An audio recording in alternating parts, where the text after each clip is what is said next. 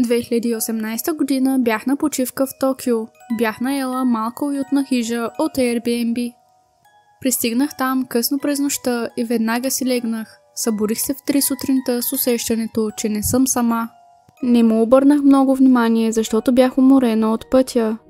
На сутринта се събудих свежа, въпреки странните усещания през нощта.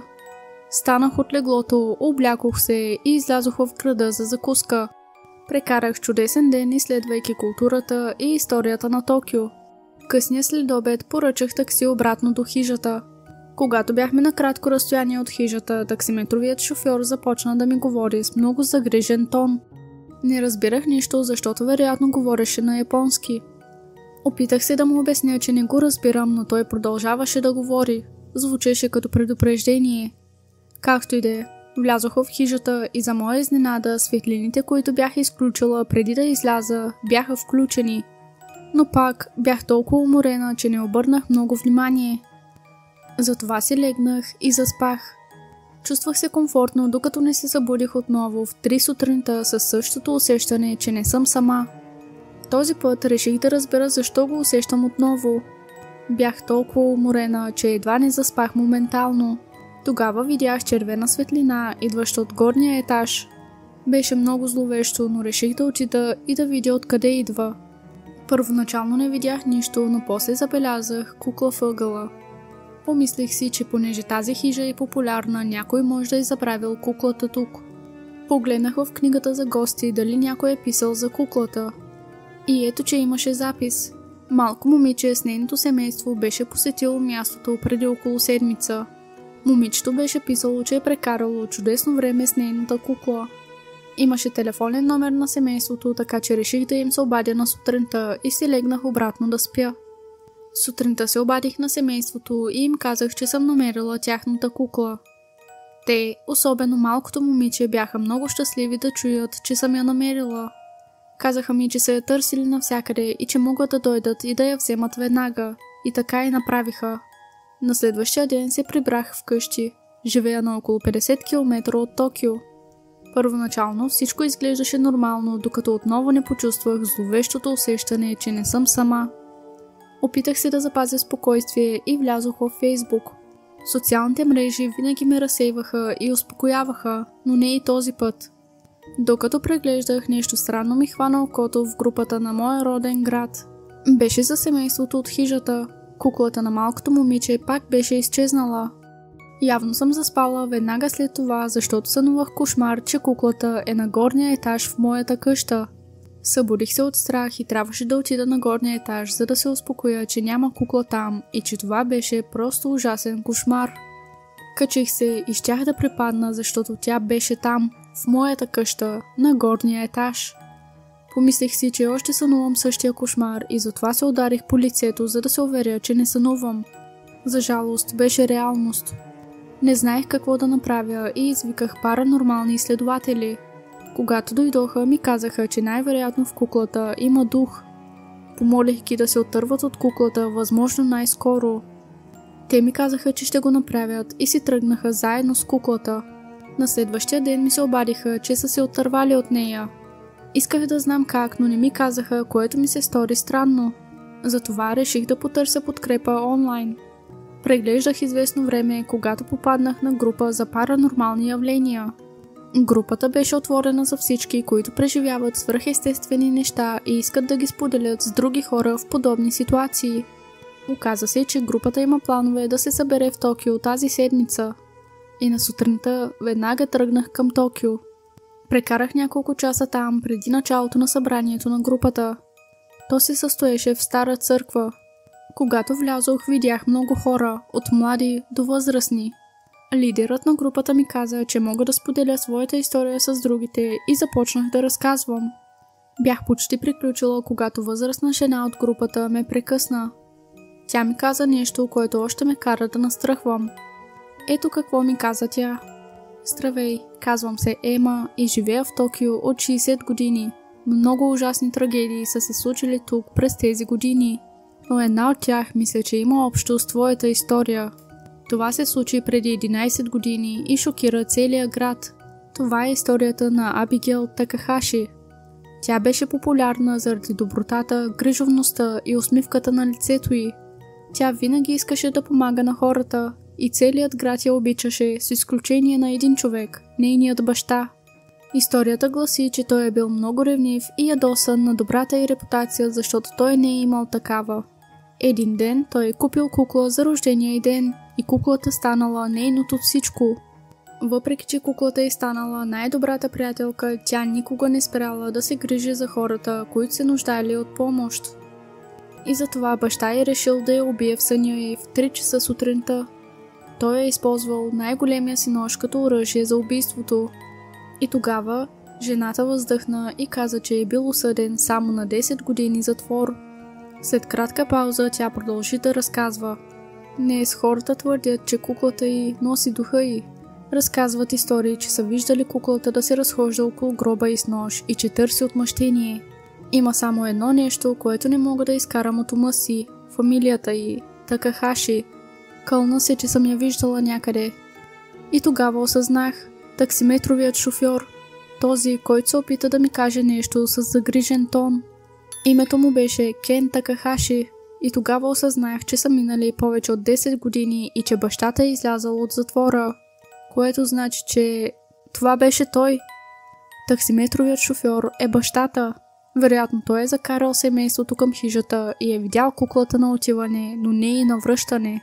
Затова знаеше, че куклата е там и се опита да ме предупреди. Свързах се отново с изследователите и този път настоях да знам как са се отървали от нея. Казаха, че са изгорили куклата. И аз се убедих, че съм в безопасност. Ненужно е да казвам, че никога няма да забравя, но сега вече мога да спя добре и да се чувствам в безопасност. Апдейт. Нещо се случва с мен. В болница съм в момента. Навсякъде около мен има полицаи и лекари. Казаха ми, че съм била в кома месеци наред и ми задават много въпроси. Питат какво се случи с теб, какво помниш от нощта, когато се озова тук, беше ли с някого? И разбира се, че помня, но не искам да им казвам, защото няма да ми повярват. Няколко седмици след срещата с групата се събудих в 3 сутринта. Усетих същото присъствие отново. Бях прекалено оплашена, за да стана. Не исках да си отворя очите дори, но го направих. И никога няма да забравя това, което видях. Куклата стоеше там, точно пред мен, с голям нож и червени светещи очи. Последното нещо, което помня от тази нощ, са думи, които винаги ще ме преследват. Мой ред е да убивам. Взех тази кукла от разпродажба. Тя привлече вниманието ми, докато минавах покрай нея. Беше сложена на стол с лист хартия, залепен на тялото й и пишеше: "Обладана. Вземи я, безплатна е." Намерих това за забавно и попитах собственичката защо смята, че е обладана. Тя ми разказа, че я е купила от магазин за втора употреба, след като дъщеря й настоявала да я вземат. Докато се връщали у дома, дъщеря й я кръстила Вайолет. На следващия ден жената чула глас на друго момиче, което спорило с дъщеря й в хола. Отишла да провери и видяла дъщеря си седнала на дивана и гледаща телевизия, а Вайолет била до нея. Попитала я с кого разговаря, а тя казала, че с Вайолет. Седмица по-късно, докато дъщеря е била на гости при приятелка, започнала да чува глас на момиче, идващ от стаята на дъщеря й. Отишла да провери и видяла Вайолет седнала в средата на стаята. Взела куклата, сложила я на леглото и излязла. Докато вървяла към кухнята, ми каза, че видяла магнитните букви на хладилника да изписват "Здравей". Тогава музикалната кутия в хола започнала да свири и вратата на стаята на дъщеря й се затворила с трясък. Грабнала ключовете си и напуснала къщата бързо. Чакала навън, докато мъжа й се върнал у дома. Когато отворили вратата, видели Вайолет в хола, седнала на масичката за кафе пред една от книжките за оцветяване на дъщеря им. Когато мъжът пристъпил навътре в къщата, книгата изфърчала към него. След това мъжът й грабнал Вайолет и я хвърлил в бараката, където останала до разпродажбата. Тя ме погледна в очите и каза: "Вземи я, не я искаме повече." Чудех се, но харесах историята, а и беше безплатна. Взех я от дома и я сложих точно до леглото на нощното шкафче. Почти месец мина без да се случи нищо, докато една нощ не усетих, че някой седна в края на леглото ми. Включих светлината, но не видях нищо. Живея сам, нямам домашни любимци, така че вече бях уплашен. Няколко дни по-късно бях в кухнята и си правех сандвич, когато чух глас на момиче да прошепва: Здравей! Но нямаше никой и нищо около мен. По-късно, същата нощ, докато лежах на дивана, чух смях от спалнята ми. Станах, влязох вътре и видях Вайолет, седнала на леглото ми. Винаги я държах на нощното шкафче, но сега тя беше на леглото. В този момент започнах да вярвам в историята на жената. Затова си купих детектор за електромагнитно поле. Видях, че ги използват в предавания за духове, затова реших да опитам. Поставих го до Вайолет и уреда сякаш откачи заради нея. Беше ми интересно, затова си купих и Spirit Box, за да се опитам да говоря с нея. След 2 седмици на нищо друго освен шум, като от стар телевизор, най-накрая чух: Здравей! После чух: Вземи нещото. Очудих се толкова много и реших да потърся жената, от която купих куклата. Разказах и за моите случки и опита ми да говоря с това нещо. Попитах я дали има нещо, с което куклата може да е свързана. Тя ми каза, че може би е музикалната кутия, която се е включила. Попитах я дали все още я има и тя ми я даде.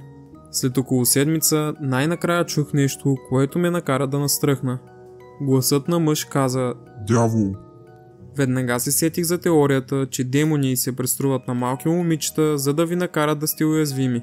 Не исках да рискувам, затова грабнах куклата и я хвърлих в задния двор. Тя падна с лице надолу. На следващата сутрин реших да взема куклата и да я скрия някъде. Отворих задната врата и видях, че седи на няколко стъпки пред вратата и гледаше право към мен. Взех я и я сложих в килера. Минаха около 2 седмици и нищо странно не се случи през това време. Не мога да спра да мисля за Вайолет. Нещо отвътре ме кара да вляза вътре в килера и там да направя още една Spirit Box сесия. Интуицията ми казва да не го правя, защото може да си играя с нещо зло, но не мога да спра. Съжалявам, ако всичко мине добре, ще пиша отново.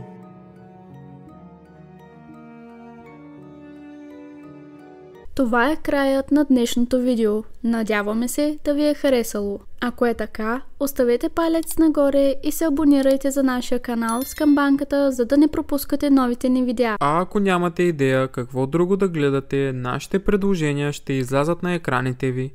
Ние бяхме Митично и ще се видим отново в сряда.